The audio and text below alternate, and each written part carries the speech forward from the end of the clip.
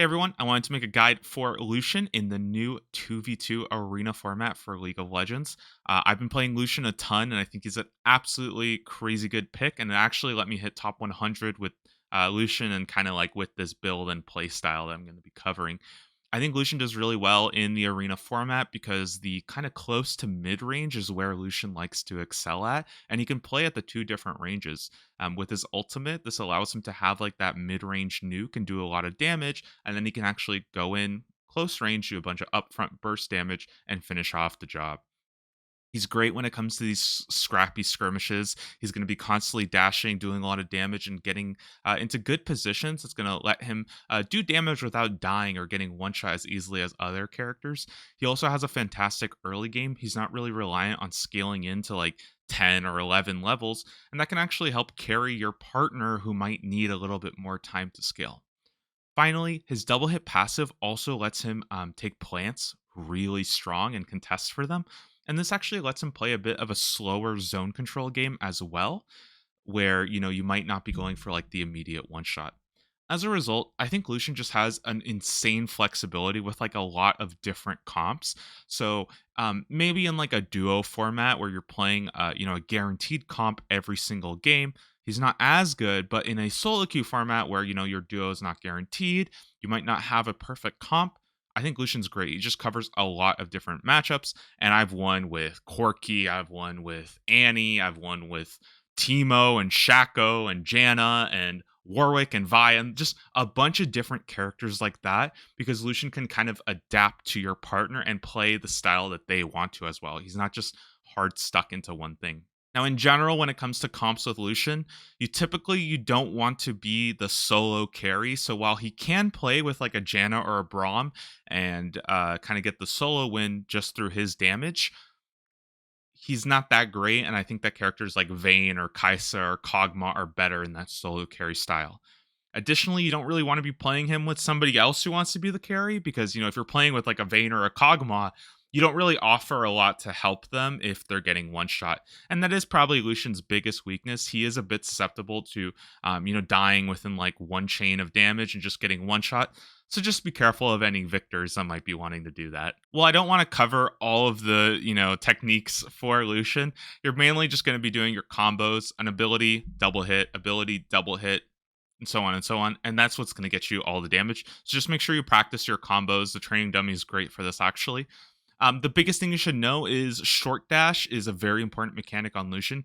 Basically, if you use his dash, his E, right in place, you're able to auto attack a lot faster. And this is really going to maximize your damage because most of the time you're not dashing to avoid stuff. You're just dashing to reset your autos and get more damage in. So we're going to talk about augments a little bit later, but I did want to bring up Jeweled Gauntlet first. This is probably the most important augment on Lucian, and it's going to affect how we actually build our character. Basically, this is going to make your abilities deal crits. Lucian's ultimate, as a result, becomes an insane powerhouse that is going to do a bunch of opening damage, get all of your damage in through your ultimate, and then you or your partner can kind of close in and do the job using his upfront damage as well. So Jeweled Gauntlet's definitely the best. And as a result, we're actually going to try to build around to make our ultimate as powerful as possible and really get a lot of damage through it. Sometimes you'll just be like one-shotting or bringing people down to like 10% health just with your ult. There's really not a lot that they can do about it. So our build is going to look something like this. Typically for your starter item, I like to go Guardian Blade by default. I think it's just the best item. The extra health and the ability haste makes his early game just that much stronger, and he can really carry a lot of these skirmishes, even if your partner is not quite there yet and they need a little bit time to scale into the later rounds. If you are the only source of damage, I think the Guardian Hammer is not a bad option as well. If you have like, a healer that's going to be able to keep you alive anyways, just a little bit more damage is totally fine. You can also go for the Guardian Dirk. I think it's not great, but the extra plant power can be nice if you are expecting very long games where you're going to be contesting for every flower constantly. For the boots, I really like to go Berserker Greaves. I know some people like to go Lucidity Boots for the ability haste, but personally, by the time you get your first item, Navori Quickblade, you kind of have all the cooldown reduction you need, and the attack speed from Berserker Greaves is going to give you a lot of power in the early rounds where you're not going to be reliant as much on your abilities, and I think that this is just the best boots to get. As I mentioned, our first item is going to be Navori Quickblade. This is just so core to Lucian. It's going to give you an immense amount of power because all of your abilities are going to be basically always off cooldown, always ready to go. And so you're going to be able to, dash in, double auto, Q, double auto, W, double auto, dash again. And it really just opens up Lucian as this incredibly flexible character that can do things that a lot of AD carries just aren't able to do in the game. So yeah, Navori first item it's pretty much what I go for most of the time. That being said, there is another option where you can choose to go for Infinity Edge. I like to go Infinity Edge if I get my Jeweled Gauntlet really early because Infinity Edge actually works with Jeweled Gauntlet. So not only is your ultimate critting now, you're also getting the extra crit damage from Infinity Edge. And so by going for this build instead, you're giving up some of your sustained trading damage for just an insanely powerful ultimate that you're just looking to stay in good range and just completely one-shot people with the ultimate. Now, for our next big item, we're actually going to be going for Axiom Arc.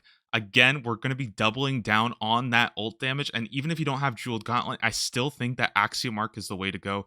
It's just really going to make your ultimate do so much more damage. You're getting a bunch of lethality and whatnot anyways. So it's a fantastic item. I absolutely love it. And really changes how you play Lucian. You're not reliant on that short range to do your damage. Our next two items are typically going to be Mortal Reminder because you want to have some kind of armor penetration. And the heal cut from Mortal Reminder is just great. Most games, you do need some heal cut. There is usually going to be someone on the team, whether that be a Swain or a Soraka or whatever. There's going to be someone that's healing a ton. Healing is pretty broken in Arena, so just get the Mortal Reminder and you're great. And the armor penetration is also very nice as well. If for whatever reason you don't need the heal cut, you can go for Collector first, get that extra damage, and then you can also go for Lord Dominic's instead of the Mortal Reminder if you just absolutely don't need the heal cut or if like maybe your partner already got it. So that's just an option as well. Fifth item is Bloodthirst. So I think this item's great. The extra damage you can actually capitalize within your ult window because you always want to be ulting kind of at the start of the fight, getting a lot of that damage done. And additionally, don't forget that you can sell that starter item for 700 gold. So you can actually spike into your fifth item a lot faster than expected. And for our final item, once we sold our boots as well, this is really a flex position that you're going to have to be a little bit creative and think about what do I want for this specific game. Typically, it's going to be something like Guardian Angel, Maw of Malmortius, Edge of Night, if you need a defensive option. If you want something more offensive, you can also go for Phantom Dancer or Essence Reaver. Those also work just to really get as much damage out as possible. But again, be a little bit creative in what you do with that last item. Now, not all games really enable the ultimate plan to work out. There are some times where you're going to be against like a Samira or a Yasuo that can just kind of destroy your ult plan. In those games, I will actually go for Kraken and Blade of the Ruined King instead. And this is more of like a getting on hit damage with your abilities. You're focused more on like the actual auto attack trading. So this is just an option to play around with instead. I don't think I've perfected this build quite yet, but it's just what I've been going for now. Okay, on to augments. We already talked about Jeweled Gauntlet. I really do think that this is just the best prismatic by far. It's not even close, and I would really encourage you to save your rerolls specifically for when you get a prismatic because you want to be getting Jeweled Gauntlet. It really takes Lucian to another tier of power. It makes his ultimate so strong, and I try to get this like every single game. If you're not able to get it, we do have a couple other options, but in my opinion, they are a lot worse. Ultimate Revolution isn't bad. This is going to give you another ultimate cast. So not only are you getting that, upfront damage, now you have another way of kind of closing in. And it really just turns you into this like kind of like nuke character from far away. You can also go for the Lethal Tempo and Conqueror one. This is actually pairs very nicely if you're going for like the Kraken Blade of the Ruined King style, where you're kind of going in and trading more autos, not just trying to get a one-shot with your ultimate. Now, I've seen some people talk about Mystic Punch on Lucian, and personally, I don't think this is that good if you are going for Navori Quickblade anyways. You're reducing your cooldowns a bunch anyways, so while this might be a decent option if you want to go for like Infinity Edge or Eclipse instead of Navori Quickblade, in general, I don't think that this is as good as it's been stated. For our gold augments, Brutalizer is absolutely the strongest, giving you a bunch of lethality, attack damage, everything that Lucian needs. Is really going to help you if you can get this in the early game because it's just going to capitalize on his early game strength and just kind of let you snowball. Firebrand's another decent option if you think that you're going to be getting a lot of autos in. It's a bit of a slower game. This is just going to let you stack up a bunch of burn on them and just do more damage. Place like you can play nice and slow, just keep getting autos, autos, autos, autos. If you think you're going to be doing a lot of trading like that, Firebrand's great. Thread the Needle is also very good. This is armor and magic penetration because sometimes you will be just fighting against a tank, so being able to shred is just fantastic. It's also going to let you possibly postpone your armor penetration item, whether that's Mortal Reminder or Lord Dominic's. You can actually postpone that a little bit if you get this, which is nice. I really like Shrink Ray. I think that this is a fantastic augment for any time where you're actually going to be trading and it's getting down to like a couple hits. This is just going to reduce the damage, make sure that they don't one-shot you and that they're not able to kill your teammate, because a lot of the times if they're killing your teammate, you're in a really rough position trying to go for the 1v2. I really like Outlaw's Grit as well, giving you a bunch of extra MR and armor. You're usually dashing several times per game, so this is again very good for those slower tradey games. And finally, Soul Siphon is also something you can choose to run. It's got some lifesteal on it. I don't think this is fantastic, but if you are in a slower sustained game, the lifesteal might come in handy. Now, there are a couple of situational ones that I think might be good, but are a bit overstated. First off, scoped weapons. I do not think this is that strong. I think it's actually kind of mid.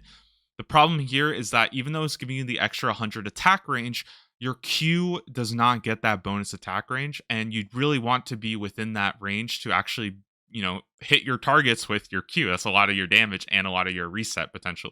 So I don't think scope weapons is that good. It might be nice if you're really trying to play this super safe game, and it's not awful if you get it, but it's a bit of a wasted value because you want to be close range anyways. Ethereal Weapons is actually a really interesting augment that can change the way you play your character, because now your abilities are going to apply on hit, including your ultimate. So if you get Ethereal Weapons, you can also try to run the Kraken Blade of the Ruin King style, and now your ultimate will actually apply those. And it just really changes the way you play into like more of this, like, you have a lot of flexibility with your options. You're just doing all of your damage with your ultimate and then coming in and you still have all those on hit effects as well. There is also the 40% crit chance. Sometimes if I get this on like the first round, I think that the 40% crit chance with Infinity Edge early actually gives you a massive early game power spike that can just carry you through the early game, and then you just kind of make it into the top 2 for free. So this is an interesting option. Just keep in mind that if you get this in the late game, it's a bit of a waste because most of your items will get you to 100% crit chance anyways. So it's kind of a waste there. For our silvers, Shadowrunner is a fantastic option, giving you a bunch of movement speed every time you dash. Really just turns you into a crazy mobile character that can outmaneuver your opponents. Infernal Soul is giving you a ton of damage on all your abilities, so it's a great option. Light 'em Up. Every 4th attack deals magic damage, and because you're auto-attacking so much with your double hit passive, this is just going to be giving you a huge amount of damage.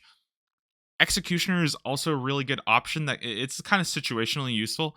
But a lot of times, if you're able to ult early and start the fight and get them down to below that 50%, now all of a sudden you're doing way more damage and so much easier to get that execute. So Executioner is also a pretty good option if you, if you're struggling to like find the kill, if you need that tiny bit more damage to really finish them off, Executioner is great. Other options that I like for silvers are Erosion. This is going to reduce some armor and magic resist, and because it's just kind of free armor penetration there. In any kind of slower fight where you're dealing a lot of autos and you're not looking for like a one shot with your ultimate, this is fantastic. Contract Killer is also a pretty good option if you can get this early. I really like this against teams that don't have like one specific target that I have to kill. If both of the targets are like okay kill options, then I think Contract Killer is great, just because you're going to do a lot of damage with your ultimate, get the kill on them.